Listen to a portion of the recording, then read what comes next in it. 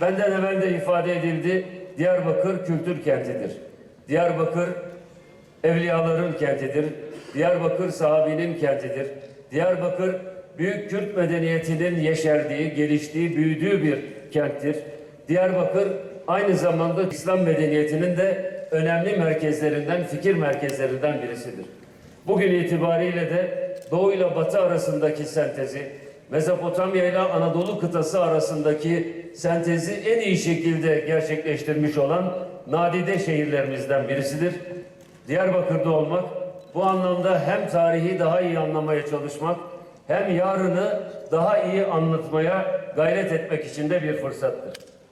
Sevgili dostlar, öncelikle şunu ifade etmek isterim ki, dünyanın belki de en zor, en büyük türbülansları yaşadığı bir dönemden geçiyoruz. Her gün yeni olaylarla, yeni çelişkilerle, çatışmalarla, gerilimlerle dünyanın hemen her bölgesinde, her yöresinde insanoğlu olarak mücadele ediyoruz. Tam da 2 yıldan sonra Gazze'de barış sağlandığını zannettiğimiz, yeni bir barış ikliminin oluşacağını tahmin ettiğimiz bir dönemde saldırgan İsrail yönetimi dün gece itibariyle Güney Lübnan'da da yine masum insanların olduğu bölgeleri acımasızca bombalayarak bu bölgede barış istemediğini bir kez daha ortaya koydu. Esasında bu saldırı daha evvelki yapılan saldırılardan farkı yoktur.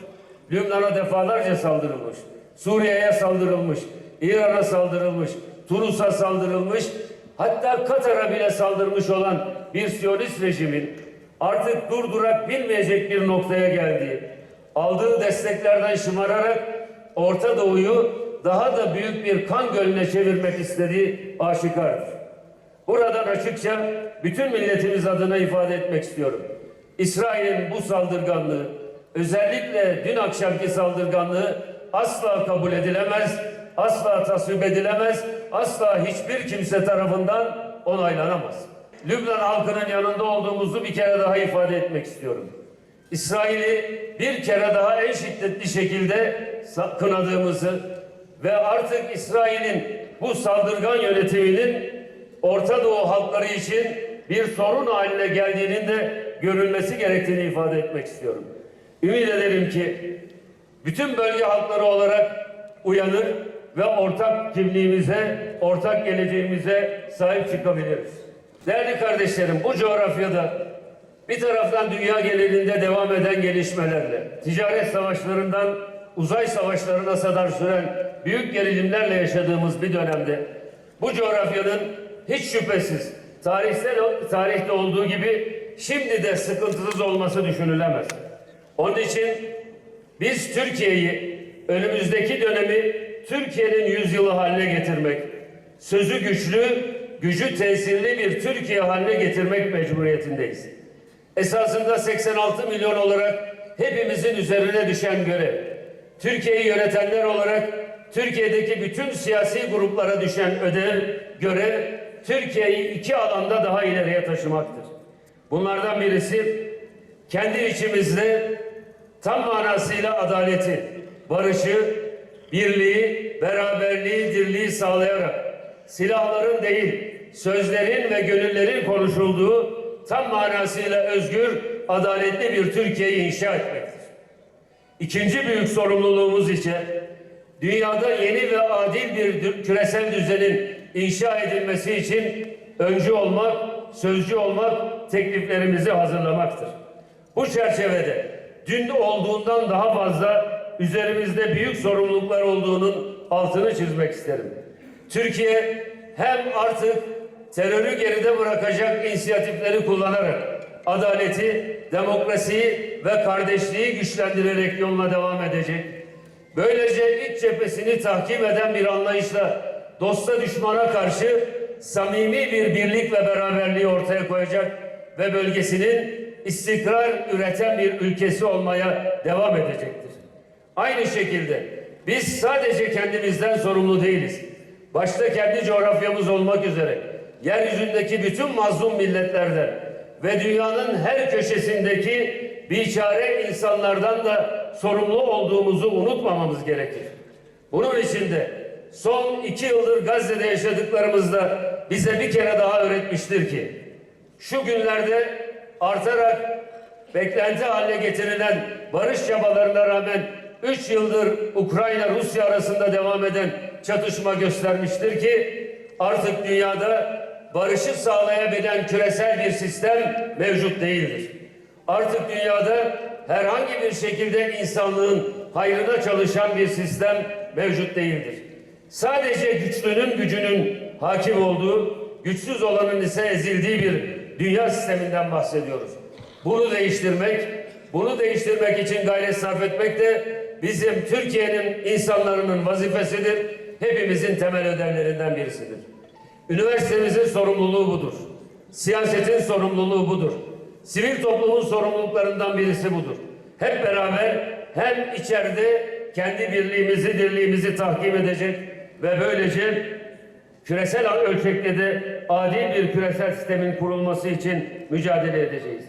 Türkiye'de bir daha kan dökülmemesini, bir daha insanların huzursuz olmamasını ve barış içinde yaşamasını sağlayacak bir sürecin kapılarının sonuna kadar açıldığını biliyoruz ve bu yolda mücadele etmeye devam edeceğiz.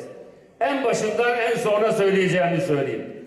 Bu sefer başaracağız, bu sefer barış hakim olacak, bu sefer esenlik hakim olacak, bu sefer kardeşlik hakim olacak. Milletvekili arkadaşlarımız da var.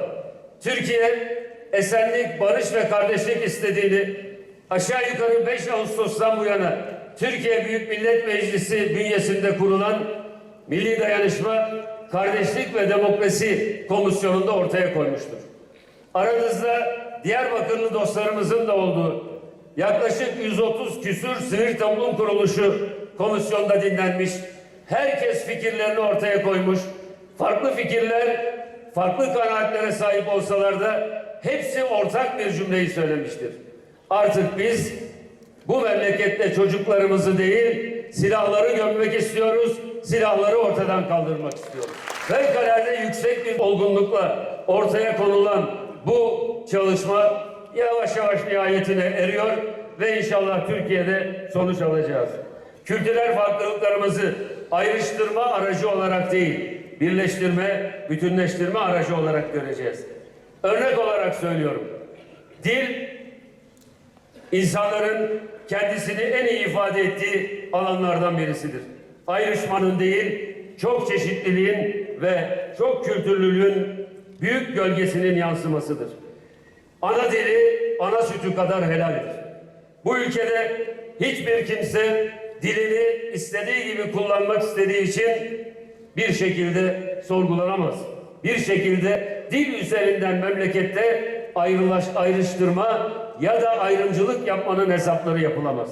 Çünkü biliyoruz ki dil insanın kalbe en yakın yeridir. Çünkü biliyoruz ki Türkçedeki dil kelimesi de bildiğiniz gibi gönül manasına kullanılır. Sadece lisandan yani dilimizle konuştuğumuz lisandan ibaret değildir. Onun için diyoruz ki dillerin üzerinden bir ayrımcılık yapmak asla bizim lügatimizde yazmaz. Min ayatillahi en halkus semavati vel ardı ve ihtilafu elsinetikum ve elvanikum. Yerlerin ve göklerin yaratılması, dillerinizin ve renklerinizin farklı farklı olmasında Allah'ın varlığının, birliğinin işaretleri vardır.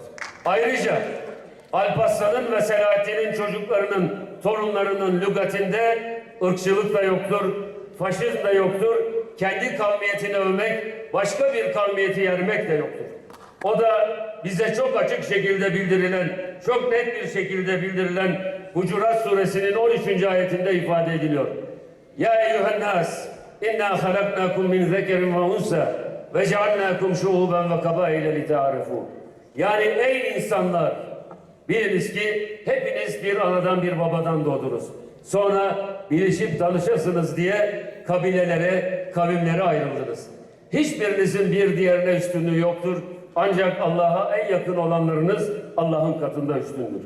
Dolayısıyla bunu bilmiş, bunu asırlar içerisinde özümsemiş, bunu Diyarbakır'ın her taşına, her karışına nakşetmiş bir milletin çocukları arasında ırkçılık, kavmiyetçilik üzerinden bir üstünlüğün dile getirilmesi asla düşünülemez.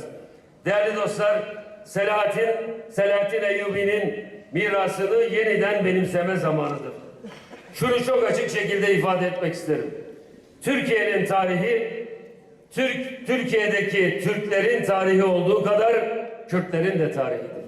Hep beraber bu tarihimize sahip çıkmak, hep beraber bu tarihimizi gelecek nesillere aktarmak mecburiyetindeyiz. Bizim hedefimiz ise daha fazla bütünleştirmek, daha fazla birleştirmek, daha fazla büyütmektir. Çünkü biliyoruz ki birinci Sykes-Picot'da sınırlarla böldükleri bölge halklarını sınırları aralarına koydular ama gönüllerini bölmeyi başaramadılar. Bana söyler misiniz? Nusaybin halkını Kamışlı halkından ayıran nedir? Bizim Suruç halkını Kobani halkından ayıran nedir? Bu coğrafyada yaşayan Kürtler de, Türkmenler de, Araplar da ve diğer bütün unsurlarıyla kardeşlerimiz de hepimiz kardeşiz, hepimiz aynı ailenin, aynı coğrafyanın insanlarıyız.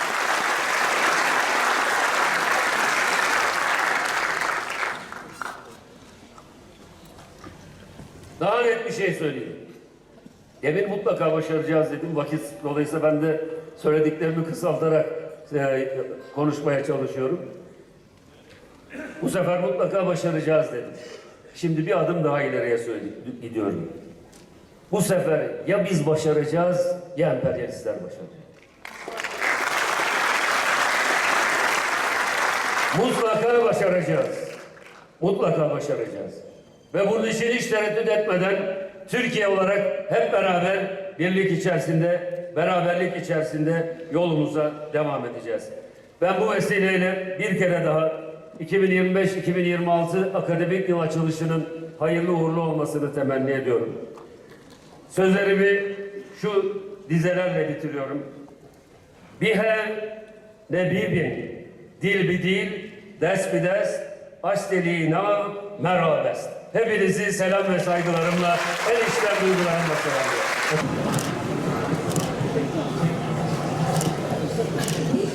Alıyoruz. Sayın Vekilimizle tamamladık. Buyursunlar efendim.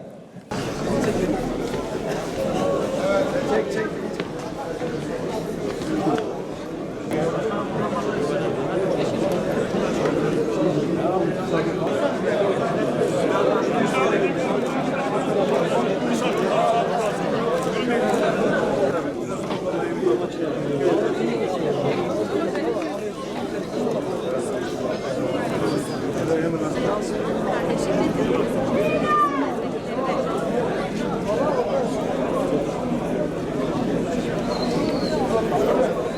Tamam mı?